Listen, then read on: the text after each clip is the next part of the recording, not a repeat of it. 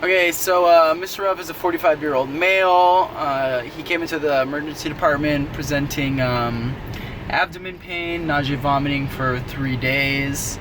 He admitted to decreased appetite for the last month. He claims no ETOH in the last week or so. He's about 150 pounds. He admitted to being a heroin user a couple years ago, but hasn't used in the past 2 years. He was also diagnosed with hepatitis C 10 years ago and hasn't done much to follow up with that.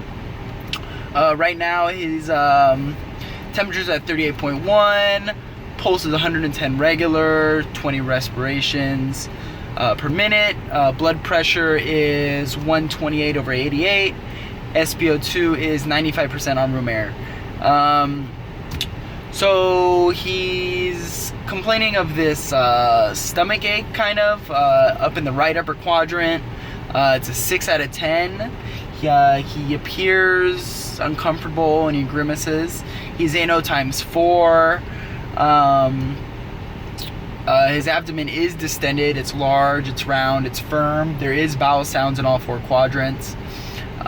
His skin is pink, warm, and dry, and intact.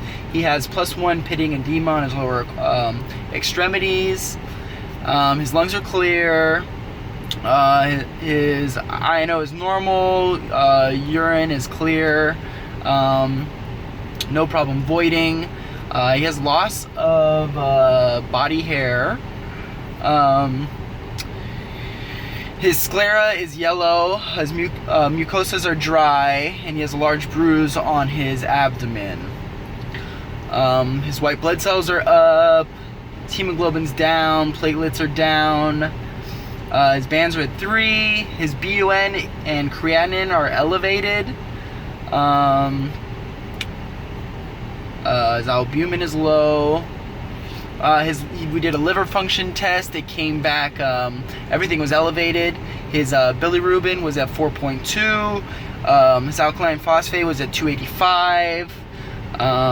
His AST was at 128. It was normally at 65. And his ALT was 124, normally 85. He has high levels of ammonia at 35.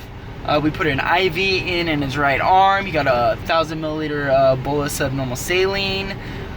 We administered ondansetron at 4 milligrams. He has that every 4 hours PRN for nausea. Be careful of orthostatic hypotension.